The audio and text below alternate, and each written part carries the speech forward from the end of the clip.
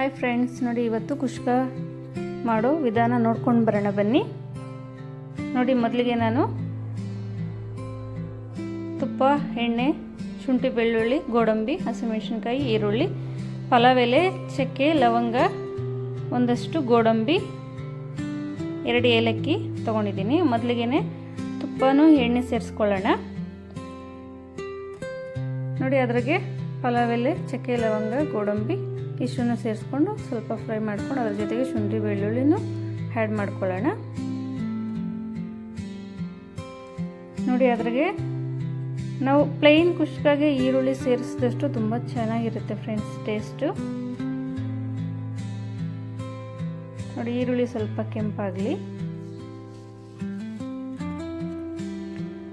ಸ್ವಲ್ಪ ಈರುಳ್ಳಿ ಕೆಂಪಾಗೋವರೆಗೂ ಹಿಂಗೆ ಎಣ್ಣೆಯಲ್ಲಿ ಫ್ರೈ ಮಾಡ್ಕೋಬೇಕಾಗತ್ತೆ.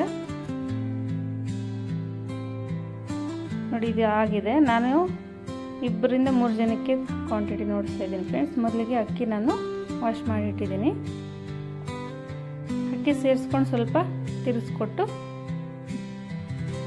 ಸಾಕಷ್ಟು ನೀರು ಸೇರಿಸ್ಕೊಳ್ಳೋಣ. ನಾನು 1 ಲೋಟ ತೊಗೊಂಡಿದ್ದೀನಿ. 1 ಲೋಟಕ್ಕೆ 3 ಲೋಟ ನೀರು ಸೇರಿಸಿದ್ದೀನಿ. 2 ವಿಸಿಲ್ ಬಂದರೆ ಸಾಕಾಗುತ್ತೆ. ನೋಡಿ, ಬಿಸಿ ಬಿಸಿ ಪ್ಲೈನ್ ಕುಷ್ಕ ರೆಡಿಯಾಗಿದೆ. ಇದ್ರ ಜೊತೆಗೆ ದಾಲ್ ಕುಷ್ಕ ಸೂಪರಾಗಿರುತ್ತೆ combination. Hi friends, thank you.